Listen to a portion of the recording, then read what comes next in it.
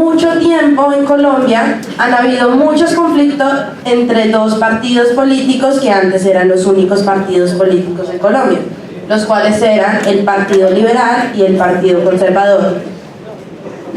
Durante mucho tiempo estos dos partidos siempre tuvieron muchos conflictos, hubo muchos confrontamientos, muchas muertes, y debido a la muerte de Jorge Eliezer Gaitán, que fue un candidato presidencial en el país, pues comenzaron una ola de violencia que terminó por concluir en el 64 con la creación de un grupo al margen de la ley, que es las FARC-EP, o sea, las Fuerzas Armadas Revolucionarias de Colombia. Este grupo inició pues con el estandarte socialista que estaba floreciendo en ese tiempo en Latinoamérica, y con ideales que se pueden decir que eran buenos ideales. Querían que también se tuvieran en cuenta a los campesinos, de que hubiera progreso para los diferentes sectores de la sociedad, pero que a través de los años se contaminó con algo que todos conocemos, y es el narcotráfico. En todo el tiempo, desde la época en la que se creó las FARC hasta la época más sanguinaria que hemos afrontado, que fue el tiempo del 80 al 90 con el señor Pablo Escobar y todo el cartel de Medellín, de Cali, ¿qué pasó? Pues hubo muertes, hubo asesinatos, minas antipersonas, todo tipo de conflictos en todo el territorio del país. Para afrontar este conflicto se llevó a cabo algo que se llamó el Plan Colombia, y fue que los militares colombianos se modernizaron para poder afrontar todas las problemáticas que teníamos. O sea, estábamos en tiempo en donde no solamente el problema eran las Fuerzas Armadas Revolucionarias, sino también el narcotráfico en Colombia. Con la modernización del ejército, pues ¿qué pasó? ¿Qué sucedió? Pues llegamos a cifras dramáticas en donde alcanzamos más de 6 millones de desplazados internos, estando al lado de países como Siria, Irak, Sudán. O sea, todos los conflictos que pasan en el lado oriente del mundo los estábamos viviendo nosotros, aquí en Latinoamérica. Ya con los golpes que dio el ejército modernizado, pues se logró que muchos ejércitos se comenzaran a desmovilizar, como el M-19, como los paramilitares que eran contraguerrillas, y bueno. Luego de esto, ya en el año 2011, con muchos golpes que se le dieron a las FARC, con golpes que se dieron en el narcotráfico, pues se comenzaron las negociaciones de paz. Pero para comenzar negociaciones de paz no podemos olvidar que hubo 6 millones de desplazados que perdieron sus tierras, que perdieron sus hogares y perdieron todo lo que ellos conocían. Así que gracias a todo lo que sucedió nace algo que es la Ley de Víctimas y Restitución de Tierras del 1448 del 2011. ¿Qué es la restitución de tierra?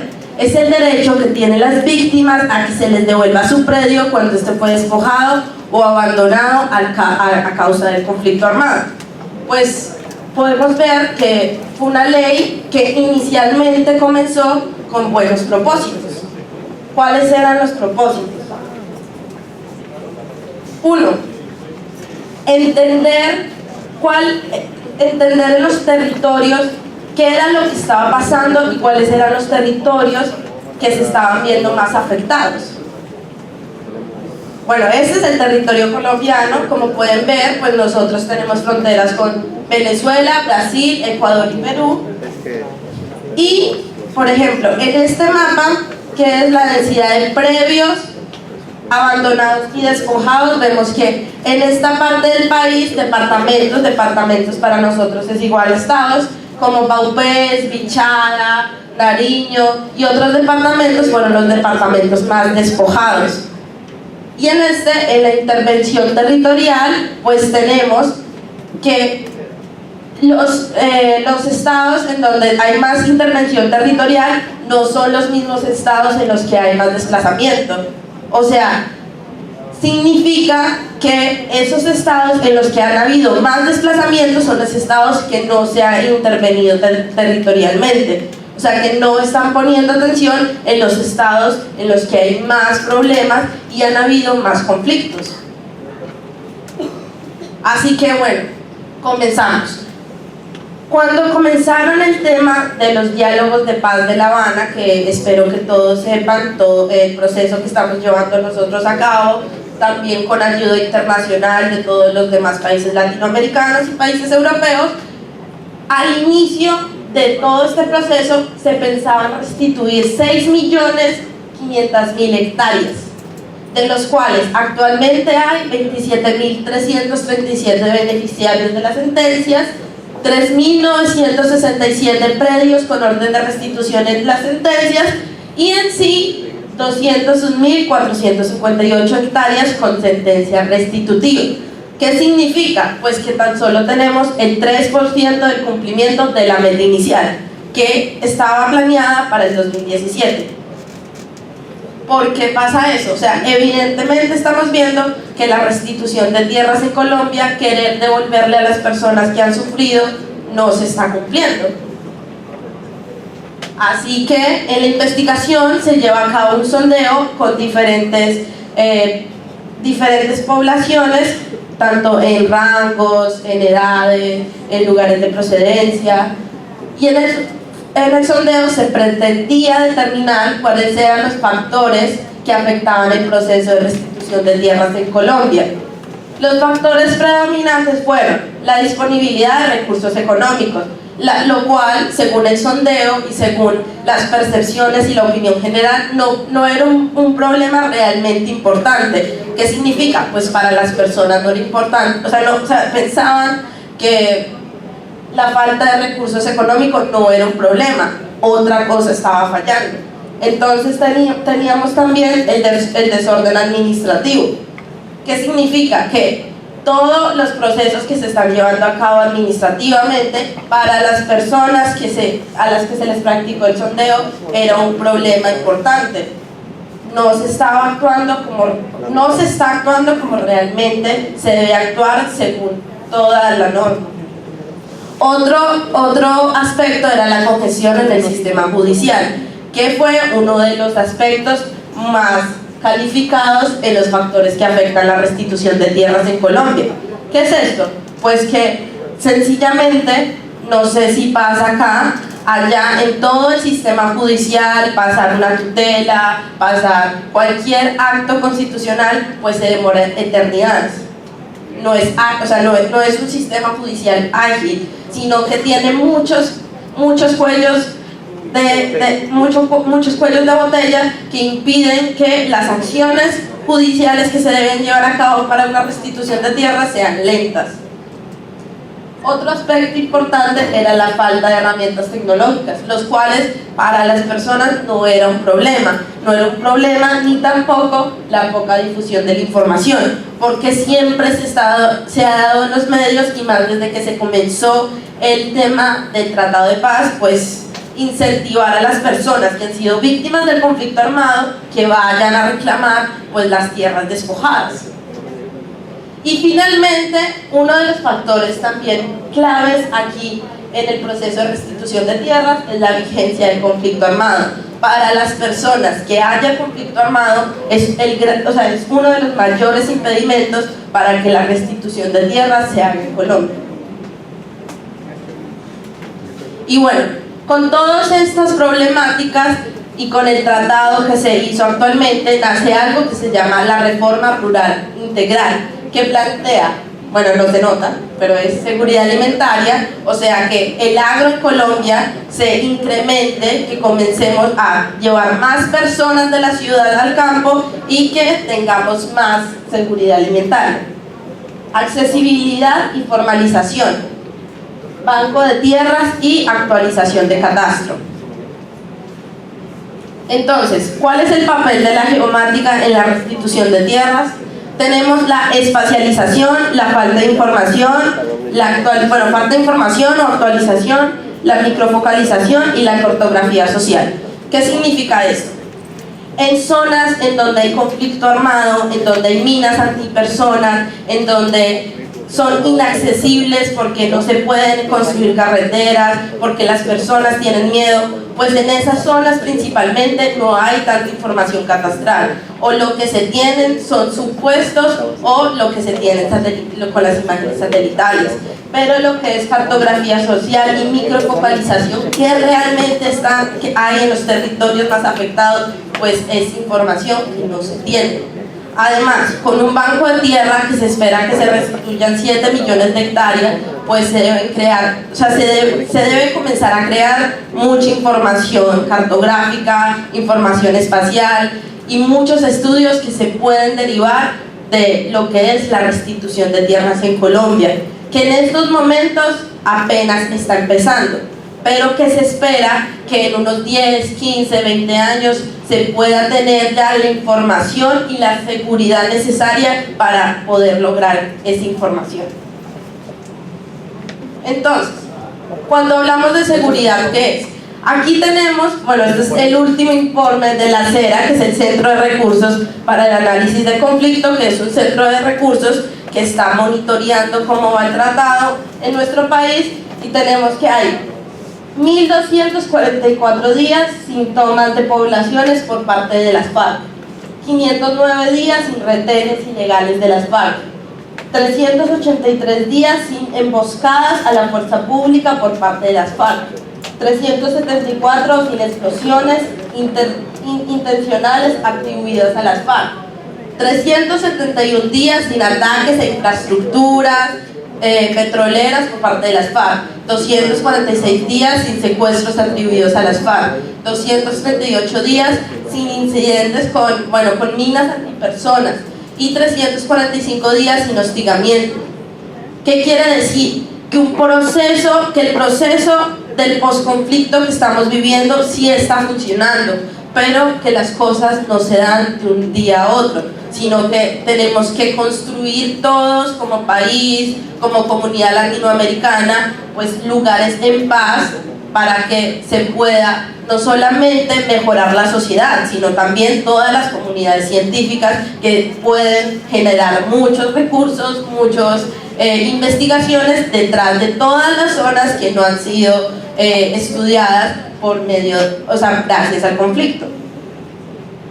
Entonces, para ir concluyendo, esto es una frase de Benito Juárez, su gran héroe nacional, y dice que entre los individuos como entre las naciones, el respeto al derecho ajeno es la paz. Así que muchas gracias.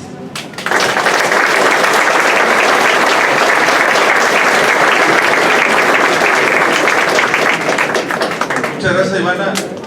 Tiempo para preguntas. ¿Alguna pregunta? Las que quieran. De Colombia. ¿Hay preguntas? Bueno, agradecemos, Ivana. Muchas gracias, Ivana. Seguimos con el programa.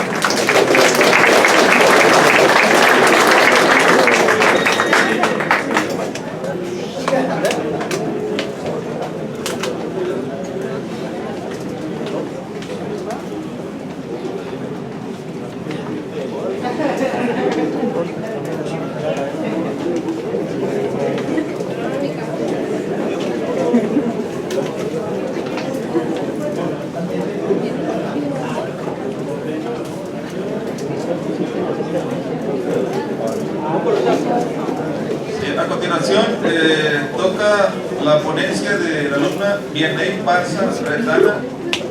Ella viene de la UAM, la Universidad Autónoma del Estado de México, y la ponencia es mapeo a nivel peatonal en Ciudad Universitaria, UMX, con herramientas OpenStreetMap y Mapilar. Adelante, Vianney.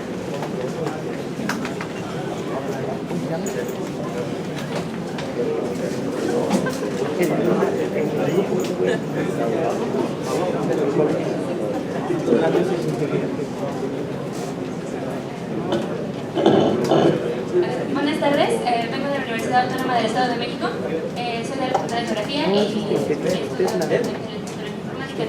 Este proyecto que les voy a presentar es un proyecto que desarrollé con mi compañero Alexis, que no pudo venir, y involucra a las plataformas de acceso abierto. El tema es mapeo a nivel nacional en Ciudad Universitaria UAMX con las herramientas OpenStreetMap y Mapillary. Bueno, ya hubo antes una ponencia sobre OpenStreetMap y también están impartiendo algunos talleres, así que puedo asumir que algunos de aquí ya conocen algo de estas plataformas. Bueno, ¿cuáles son los objetivos que perseguimos al desarrollar este proyecto? Más que nada es actualizar la cartografía de Ciudad Universitaria de UAMX a partir del fotomapeo en las plataformas de Mapillary y OpenStreetMap, a fin de que sirvan a la comunidad universitaria y externos en el tránsito sobre el espacio universitario. Como antecedente teníamos la primera jornada de mapeo libre, que fue desarrollada hace algún tiempo en Ciudad Universitaria, pero que solo cubrió parte del norte de este campus y que quisimos ampliarlo para que obviamente se sirva a la comunidad y a los visitantes. Bueno, el área de estudio es Ciudad Universitaria. Esta es una lista de los elementos que tenemos en nuestro campus. Tenemos 80 edificios, de los cuales 10 son facultades. También tenemos centros de investigación, bibliotecas, 2 centros de enseñanza de lenguas, museo universitario, incubadora de empresas, torre académica, entre otros elementos de áreas verdes, gimnasios al aire libre y el estadio universitario. Bien. Primero, la primera plataforma que utilizamos fue OpenStreetMap, que como ya lo decía, muchos tal vez ya lo conocen, es un servicio crowdsourcing que permite actualizar y revisar cartografía a nivel mundial. ¿A qué se refiere con crowdsourcing? Que es básicamente la colaboración de las personas para generar algún servicio, en este caso es mapas, y ofrece información cartográfica con datos abiertos. Es una de las bases de datos gratuita y editable a nivel mundial. De hecho, es una de las más grandes, si no es que la más grande. La siguiente plataforma es Mapillary. Mapillary es un servicio de crowdsourcing igualmente. Se basa en la toma de fotografías a nivel de calle con ayuda de dispositivos móviles para la creación de mapas. Existen otras plataformas que también manejan el fotomapeo que hace Mapillary. El más conocido es el de Google, que es Street View. Pero Mapillary usa fotografías que básicamente los usuarios suben a fin de crear un conocimiento que puede ser compartido por todos a servicio de la sociedad. En Mapillary cualquiera puede crear una cuenta y contribuir con datos. Las fotografías se pueden tomar desde un dispositivo con Android o iOS, y en el caso de este último tiene la posibilidad de conectarse a una cámara externa para poder tomar fotografías, y con fotografías también 360 grados. Las fotografías que se suben a Mapillary van a ser procesadas y van a ser conectadas con las fotos de todos los demás, y ese proceso que se va a hacer va a crear reconstrucciones en 3D y va a reconocer objetos de las imágenes. En Mapillary usan algoritmos para reconocer elementos que hay en las fotografías, como las señales de tránsito, ciertos edificios, y se actualizan automáticamente en un mapa. ¿Cómo funciona esto de Mapillary? Mapillary usa una tecnología que es la Structure from Motion, que se usa para crear y reconstruir lugares en 3D, y esta calidad de reconstrucciones va a depender de cuántas fotografías hay, la calidad de las fotografías y el traslape que hay en cada una de ellas. Con la ayuda de segmentación semántica, que es la identificación de elementos que hay en las imágenes, se van a poder editar cartografías de forma automática en el caso de las señales de tránsito. Aquí tengo un video de cómo es que funciona Mapillary. Son secuencias, los puntos verdes son secuencias que generan los propios usuarios. Y este es un video de cómo es que se va haciendo el suavizado 3D. También depende mucho de, como les decía, de la sobreexposición que haya de una imagen a otra. Y de ahí vamos a poder obtener elementos como vegetación, señales de tráfico, automóviles. Otra cosa muy importante es de que Mapillary le aplica filtros a las imágenes para eliminar rostros, ciertas placas de automóviles, algunos letreros de comercios, para proteger la privacidad de las personas. Bien, ¿cuál fue la metodología que seguimos para hacer esta actualización? Primero se hizo una actualización remota partiendo de los conocimientos que teníamos de CU. Se apoyó de la herramienta ID Editor que ofrece OpenStreetMap, y utilizando imágenes satélites Mapbox proporcionadas por la misma plataforma. Posteriormente hicimos una verificación y corrección de campo que fue aunada al fotomapeo que hicimos, y también nos apoyamos del photomapping para poder actualizar ciertos elementos en OpenStreetMap. En esta verificación y corrección se eliminaron algunos elementos espaciales que ya no existían y se corrigieron algunos metadatos. Bueno, el proceso de fotomapeo también puede ser considerado como photomapping por su término en inglés. Es un método que genera secuencias fotográficas con información georreferenciada, pero también da información de la hora y del día, haciendo que las imágenes representen el tiempo y el espacio. Bueno, generamos unas rutas de mapeo. Las rutas de mapeo fueron de trayectos de una facultad o centro de investigación a otro, y de trayectos internos, que es dentro de la facultad, para identificar lugares de interés, por ejemplo, auditorios, bibliotecas, sanitarios, cafeterías, a fin de que las personas pudieran transitar mejor sobre Ciudad Universitaria y que no se perdieran. Hicimos un montado de cámaras y recorrido. Usamos cámaras de teléfonos inteligentes, pero debido a que nuestra economía no es muy buena, usamos resoluciones entre 5 y 8 megapíxeles. Queremos seguir evolucionando nuestro proyecto y utilizar posteriormente mejores dispositivos y con mejores calidades. El montado de cámaras podemos meterlas en bicicletas, en dispositivos montados sobre mochilas, y el uso de selfie stick, ya que en Mapillary tenemos la opción de poder generar secuencias fotográficas de forma automática. Entonces simplemente las pegábamos en nuestras mochilas o en la selfie stick y hacíamos el recorrido, pero cuidando de que las imágenes salieran con buena calidad. Posterior a esto hicimos una revisión de secuencias. En la calidad de las fotografías depende mucho de la luz, de cómo llega y también de si nos movemos o no. Eliminamos algunas de las imágenes que tenían mala calidad, subimos las secuencias a las plataformas, y Mapillary le aplica automáticamente los filtros que ya les comentaba antes, en donde elimina rostros y placas de automóviles. Bueno, ¿cuáles fueron los resultados? En la imagen de la izquierda para ustedes tenemos las imágenes que se generaron de la primera jornada de mapeo libre que desarrollaron en la UMX, y en la imagen de la derecha tenemos ya la imagen de CU, en donde se ven todos los puntos verdes, son fotografías que fuimos generando nosotros. Bueno, como resultados tuvimos 34 secuencias fotográficas, 1243 fotografías, y recorrimos un total de 5.193 kilómetros. Ahí tenemos un video en el que muestra cómo hace esa transición entre las fotografías, y pueden ver que bueno, la calidad no es muy buena, pero como les decía, queremos amplificar el proyecto y utilizar mejores dispositivos. En las ediciones en OpenStreetMap se agregaron elementos como los nombres de las facultades y centros de enseñanza, la ubicación de las bibliotecas, ubicación de auditorios, los nombres de los edificios, porque básicamente siempre hay confusión en eso, cuál es el edificio A o el B, y también algunas oficinas administrativas. Detallamos los metadatos en qué pisos se ubicaban para que las personas pudieran acceder a ellos. También agregamos estacionamientos, laboratorios y talleres, y estaciones de bicicletas, incluida la Potrobici, que es un servicio que brinda la UMX, y estaciones para bicicletas privadas.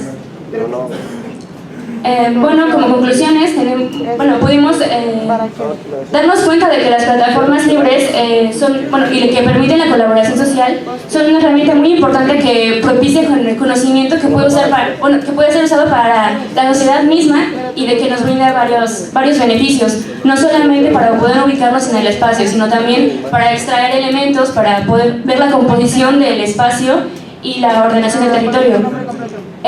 También nos dimos cuenta de que incluso dentro de los espacios en los que nosotros transitamos diariamente hay elementos que no siempre somos capaces de reconocer, y ese tipo de plataformas nos ayuda a que si hay un elemento que no existe sobre el mapa, nosotros seamos capaces de agregarlos y así contribuir a que todas las personas tengan acceso a ese tipo de cartografía actualizada. Bueno, creo que es todo.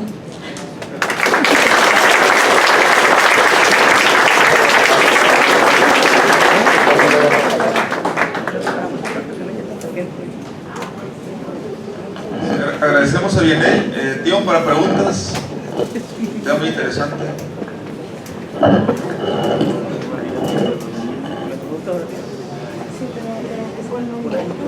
Buenas tardes. Quisiera preguntarte, como vi en el último video que pusiste, estaba muy como la dirección que tiene la cámara cuando tomas foto, es el ángulo que siempre tiene. La aplicación la plataforma no te permite que en un mismo punto tomar la foto panorámica o algo así para que se vea más, como más...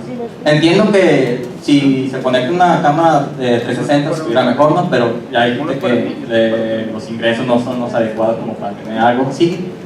Pero, o sea, con tu propia cámara esta de celular, tomar una foto panorámica o hacerlo, ¿no te permite eso la aplicación? Sí, de hecho sí, hay ahorita, bueno, se puede generar con un dispositivo Android, aunque sería lo ideal hacerlo con un dispositivo con iOS. Ese ya tiene un algoritmo propio para crear fotografías en 160 grados sin la necesidad de tener una cámara con esas características, aunque sí se puede desarrollar. ¿Otra pregunta?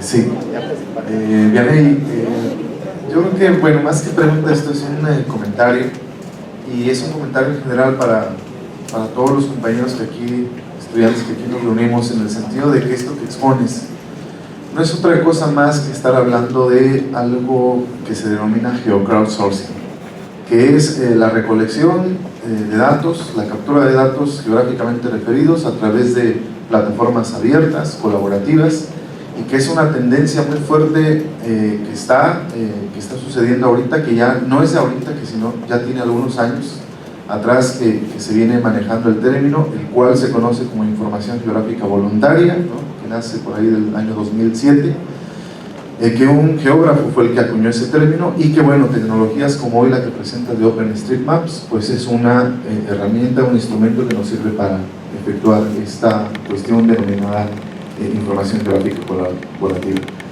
El comentario es en función de, sí tenemos nosotros a disposición instrumentos como este que tú has mencionado. No obstante, yo creo que nosotros como geomáticos en algún momento podemos estar también, ¿por qué no?, desarrollando, integrando plataformas para recabar y recolectar información que a nosotros nos interesa para investigaciones particulares y específicas, ¿no? O sea, sí colaborar, por supuesto, con estas iniciativas que son abiertas, que son libres, pero también tener en el entendido que podemos ser capaces de generar plataformas como esta para nosotros captar información, ¿no? Entonces yo creo que interesante lo que se está haciendo, lo que se viene haciendo, pero más interesante saber que nosotros con las cuestiones y el conocimiento en geomática podemos también diseñar y desarrollar en algún momento aplicaciones y plataformas para recolectar nosotros mismos la información de interés particular. Gracias por su presentación.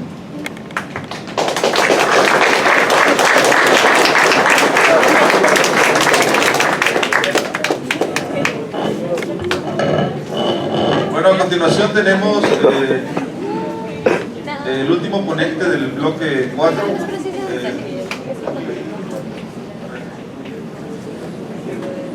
Para después pasar a la última participación, que va a ser la conferencia magistral del maestro Escamilla. Esta continuación tiene participación del alumno Jesús René Vázquez Untiveros. Él es de aquí de la Universidad Autónoma de Sinaloa, y el tema a exponer es análisis espacial y de precisión de modelos fluidales en la zona central de Sinaloa. Adelante, René.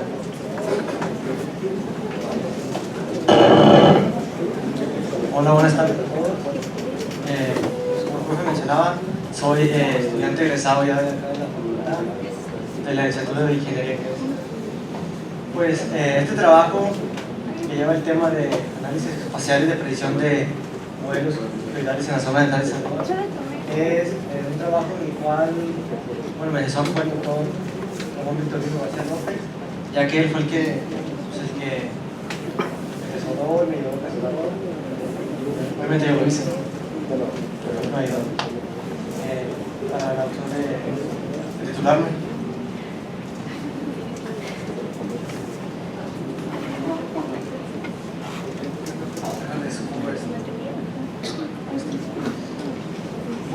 como inicio, voy a mencionar a grande rasgos qué es la definición del geoide. El geoide es una superficie equipotencial del campo de gravedad terrestre que coincide con el nivel medio del mar, en los océanos y mares. Este se prolonga de una manera natural debajo de los continentes. Es decir, imaginemos que nuestro planeta no rota, que está en reposo, que no existen las mareas, que no está la luna. Entonces, por lo tanto, el océano estará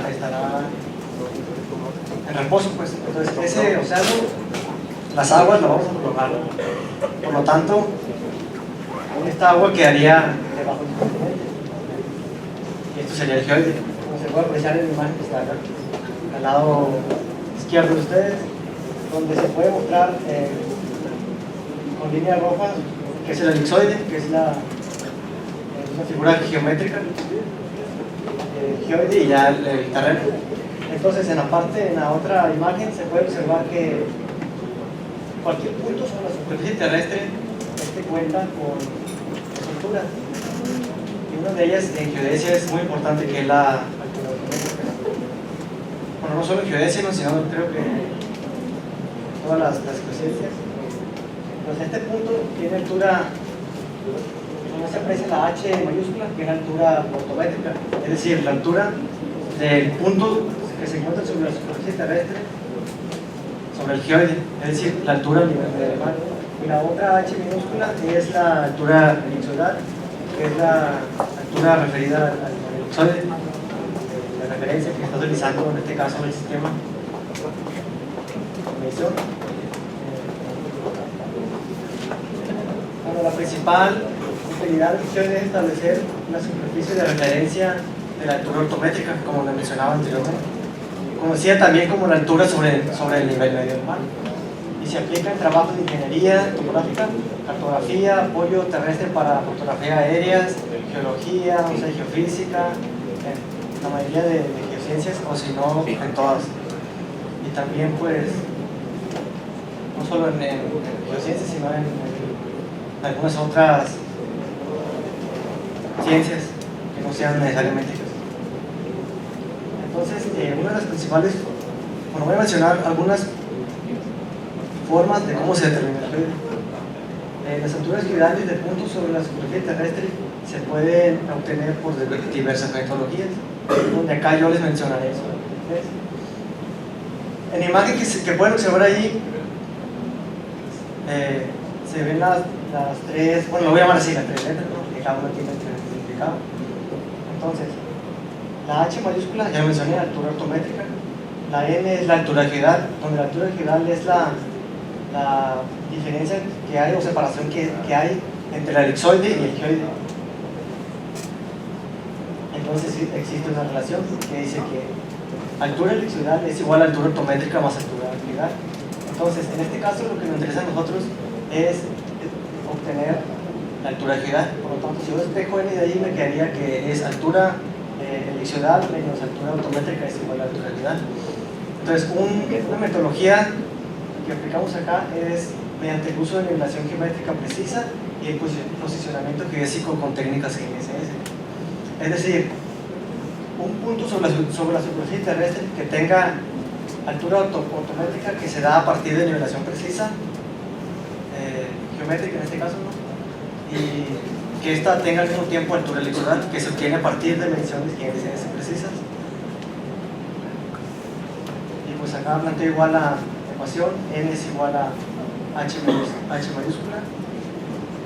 Entonces la metodología es la forma más precisa, o una de las formas más precisas de obtener el geoide o obtener altura geoidal. Entonces esta altura la vamos a tomar como si fuera la más correcta, para así poder realizar las diferencias de las otras alturas obtenidas con otros niveles. Bien, acá voy a mencionar los geoides gravimétricos o geoides locales, que así los llamamos nosotros. Si alguien tiene duda, obviamente los geoides son gravimétricos, pero aquí lo definimos como geoides gravimétricos a los geoides locales, que se generan a partir de levantamientos gravimétricos, como es el caso de que se mide la aceleración de la gravedad, obviamente sobre puntos que se encuentran sobre la superficie terrestre, y los modelos digitales de elevación del terreno. La técnica de cálculo que se utiliza es la llamada Stolt-Helmer. Esta técnica fue la que utilizó INEGI para desarrollar sus diferentes modelos geoidales que ha hecho. Esta técnica es, creo que la implementaron en la Universidad de Rimouski, acá en Canadá. Entonces INEGI bueno, para que no escuche feo, no la copió, como que comparó o algo. Entonces la segunda metodología, y esta metodología, cuando aplicamos esta metodología, obtenemos el geoide gravimétrico, que es aplicando la integral de Stokes a las anomalías de gravedad medidas sobre la superficie terrestre, lo que produce el geoide gravimétrico, como lo mencioné. Que es, aquí se puede observar a través del valor de la anomalía de gravedad, se obtiene la anomalía de gravedad sobre un punto que es la diferencia de la gravedad teórica y la medida. Pues se aplica la fórmula esta, que es T, que representa la perturbación, es igual al radio medio de la Tierra sobre 4pi, y la integral doble con respecto al área de las anomalías de gravedad por la función de Stokes. La función de Stokes viene dada por otra fórmula super larga que no la puse ahí. Entonces una vez se obtiene la perturbación y después aplicamos la fórmula de Bruns, que la fórmula de Bruns viene dada por m, que es altura geoidal, es igual a la perturbación sobre la gravedad normal, que es la gravedad normal sobre el elipsoide. Bueno, otros modelos que quiero mencionar acá son los modelos geopotenciales globales, que son conjuntos de coeficientes que permiten expresar el campo de gravedad terrestre como un desarrollo en armónicos esféricos. Los coeficientes son obtenidos con datos de mediciones con mediciones de gravedad a través de satélites, ya sea aviones o cualquier medición de gravedad que se pueda hacer sobre la superficie terrestre.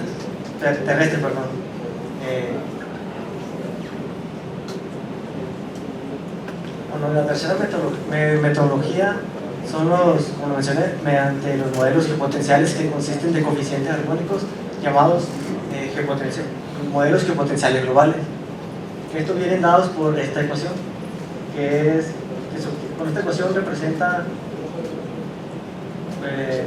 cómo se obtiene el campo real. W representa el campo real de gravedad, es decir, la gravedad sobre el geoide, que viene dada por las coordenadas geocéntricas, que es la distancia, latitud y la longitud, donde vienen algunos parámetros ahí.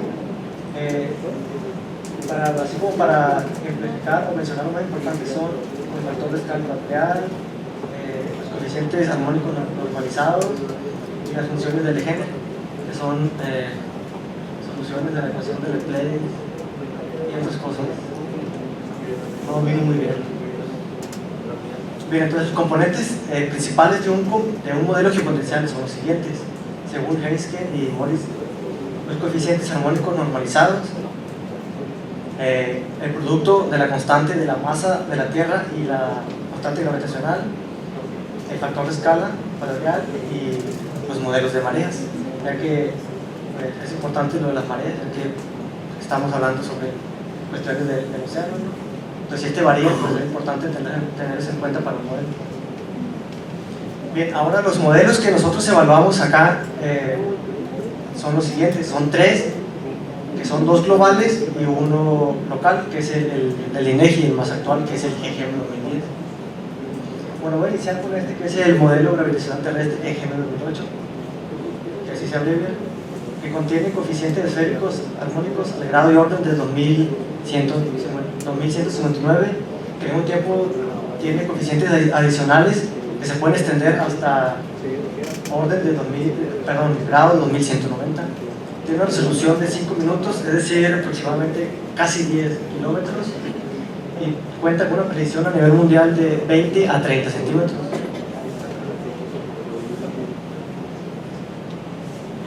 Las mediciones de este modelo se hicieron tomando en cuenta diferentes misiones satelitales. El otro modelo es el Engine 664, que de igual manera es un modelo global, que que tiene las características muy parecidas al EGM 2008. De hecho son muy, no son iguales, pero son muy parecidos. Y el GGM 2010, el Geodésico Gravimétrico Mexicano. Aquí vienen algunas propiedades del GGM, que es la cobertura, como los límites de la malla, la resolución, que son 2.5 minutos, que son como 5 kilómetros. No, sí, 5 kilómetros. Tiene una precisión estimada de 20 centímetros. Marco de referencia del ITRF 2008, época 2010. Y el elipsoide asociado a este geodésico es el GRS80. Y las unidades son en metros. Bien, para hacer este estudio, nosotros utilizamos información que está, que es dada por INEGI. INEGI tiene en su mapa digital pues diferentes puntos, que estos puntos o vértices cuentan con, algunos de ellos cuentan con coordenadas geodésicas precisas y altura ortométrica. Entonces, en nuestro caso de interés fue la zona central de Sinaloa. Por lo tanto, esta es una imagen que representa, que está en el mapa digital, que según representa los puntos que están, que según deben estar colocados y que tengan coordenadas. Pero en realidad, por ejemplo, el perfil de este camaca solamente existe como unos 30 o menos de 30 placas de INEGI, ya que la mayoría no existen, porque son muy viejas. Entonces muchas placas de estas no cuentan con altura elipsoidal precisa, es decir, no tienen coordenadas geodésicas precisas. Y ya que en este trabajo es importante la altura ortométrica y la altura elipsoidal. Por lo tanto, si en su tiempo fueron medidas con receptores geodésicos que no contaban con ciertas características como son de doble frecuencia y todo eso, entonces no de confiar, porque la altura elipsoidal la podemos decir que no es precisa. Entonces algunos vértices acá no contaban con estas características, por lo cual fue necesario medirlas. No voy a mencionar toda la metodología porque entonces, a grandes rasgos, nosotros tomamos todos esos vértices que formamos dos perfiles, que uno es de norte a sur, que comienza de Guamuchi y termina hasta algunas localidades del municipio de Lota. Este perfil tiene 73 vértices y el este-oeste tiene 40 vértices. Cada punto de estos tiene altura ortométrica y elipsoidal precisa. Bueno, el cálculo para obtener las alturas geoidales fue el siguiente. Utilizando puntos de nivelación GNSS, que fueron los que obtuvimos a través de los datos de INEGI, el servicio del cálculo de ICG, que es una página en línea donde se evalúan como más de 150 modelos, la aplicación del programa, no sé cómo se pronuncia, que ahí evaluamos el modelo del EGM 2008 y el EGIN, y la aplicación del programa SEA 2010, que evaluamos el EGM 2010. Bueno, acá están unas gráficas de los resultados. Es decir, estos perfiles representan, cada uno representa la altura geoidal. Es decir, el color se puede observar acá abajo. Este es el perfil norte-sur, este es el perfil este-oeste, y de cada perfil obtuvimos estudios estadísticos, análisis estadísticos, donde, como les comenté al inicio, tomamos la altura geoidal obtenida por nivelación precisa de GNSS como la más correcta. Entonces, las diferencias entre las otras tres de los modelos y ella eran las diferencias con las que hicimos el estudio estadístico, como se muestran en los cuadros esos. Entonces hicimos una general donde obtuvimos que el modelo que mejor predicción tuvo fue el EGM 2008, el que menor predicción tuvo fue el GGM de INEGI, y como conclusiones se puede decir que el modelo que mejor predicción tiene en la zona central de Sinaloa y también a nivel mundial es el EGM 2008. Bueno, para no tomar más tiempo, algo curioso que encontramos acá fue que el modelo, el GGM 2010 del INEGI, tuvo una mejor precisión aquí en Sinaloa, en la parte central de Sinaloa, que fue de 9.28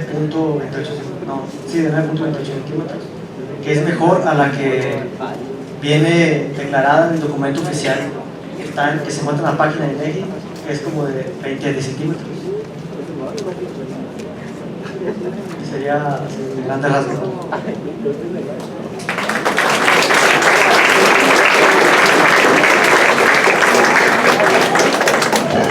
Muchas gracias, René. Tenemos tiempo para dos preguntas.